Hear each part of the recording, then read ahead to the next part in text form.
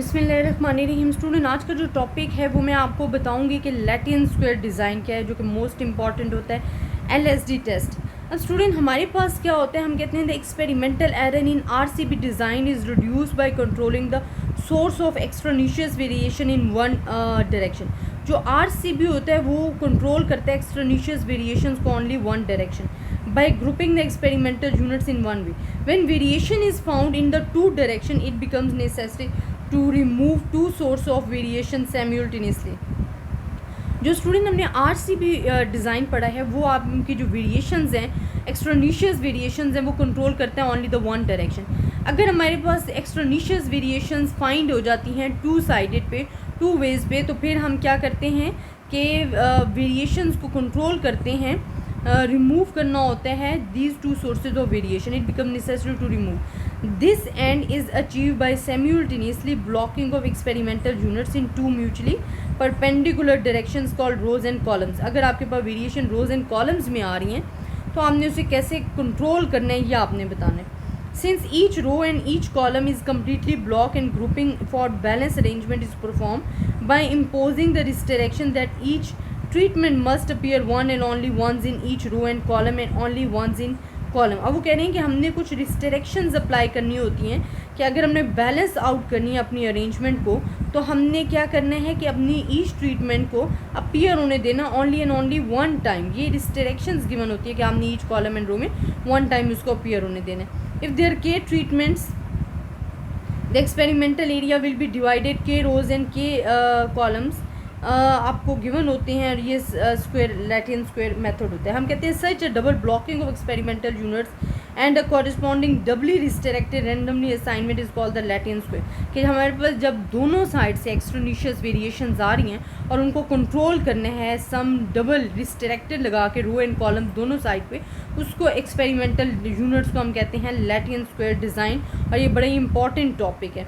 अब इसमें हमारे पास लैटिन स्क्वायर में स्टूडेंट्स हमारे पास क्या होता है, हम कहते हैं कि जो लैटिन स्क्वायर है arrangements of K treatment K multiply by K square where the treatments are grouped in blocks two two directions, the direction being orthogonal to each other and to the treatment where the treatment appear once and only one in each direction. It should be noted that Latin square design the number of rows and the number of columns and the number of treatment must be equal। इसमें हमारे पास क्या होना चाहिए Latin square में कि number of rose, number of columns and number of जो treatments हैं वो इक्वल होनी चाहिए।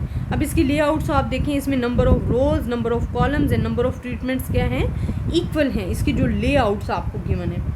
अब हमारे पास क्या है कि स्टूडेंट इसका जो मेथड है वो भी बिल्कुल सेम है। सबसे पहले तो हम मॉडल इसका देख लें कि हमारे पास मॉडल इसका क्या है कि हमारे पास अब हमने क्योंकि टू साइडेड ट्रीटमेंट्स को कंट्रोल करना है, अब हमने सिर्फ ब्लॉक्स को नहीं देखना, अब हमने रोज़ कॉलम्स को भी देखना है। हमारे जो फर्स्ट RC मेथड था रैंडमाइज कंप्लीट, उसमें आप किसी चीज़ को भी एक्सट्रानिशियस वेरिएशंस को कहीं से कंट्रोल नहीं करते थे। RCB में आप ब्लॉक्स में वन साइडेड एक्सट्रानिशियस वेरिएशंस को कंट्रोल कर रहे होते थे, लेकिन लैटिन स्क्वायर में आपको रो एंड कॉलम दोनों साइड पर एक्सट्रानिशियस वेरिएशंस को कंट्रोल करना है ताकि हमारे पास एरर ना आए। अब आप देखो कि आपके पास मॉडल यहाँ क्या गिवन है, आपको mu plus R plus C plus T plus E आपको गिवन है। इट्स मीन R रो को शो कर रहा है, C कॉलम को शो कर रहा है, या मीन ट्रीटमेंट एंड एरर को। और जो आपने ये effects of rose and column, और जो आपने RCB में पढ़ा था मॉडल, वो आपके पास क्या था, mu plus B plus T plus E हमारे पास था कि वहाँ ब्लॉक्स भी थे। और जो RC में मॉडल पड़ा था वो आपके पास mu plus treatment plus error था। तो ये हमारे पास डिफरेंस है बिटवीन द थ्री मॉडल्स के दरमियान।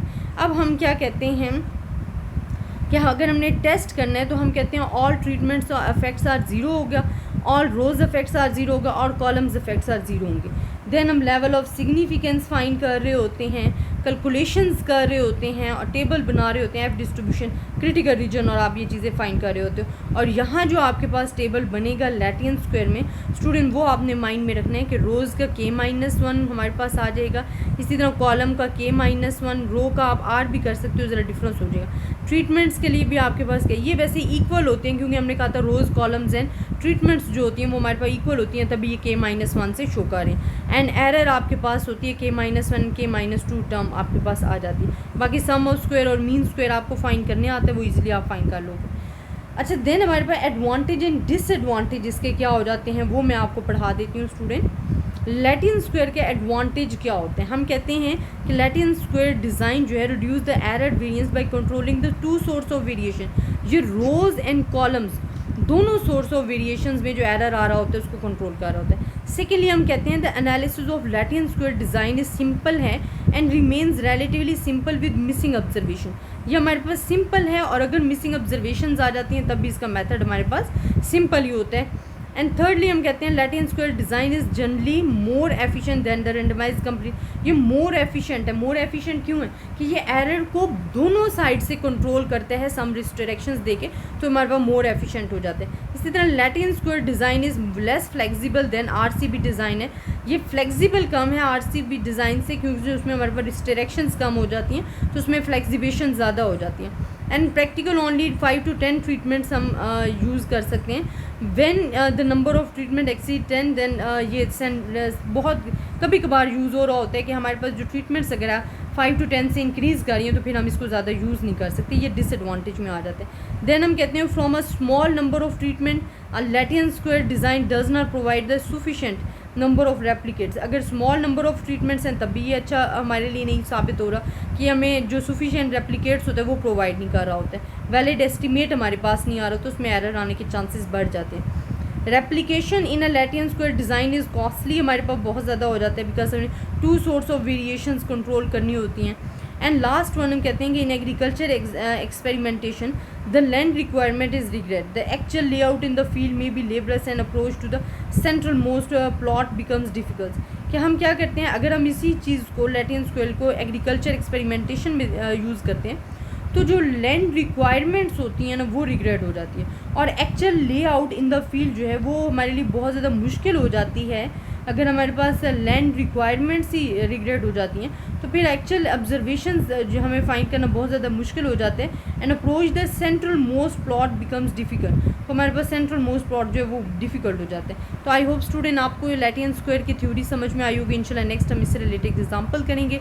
अपनी दुआओं में याद रखिएगा। अल्लाह हाफिज़।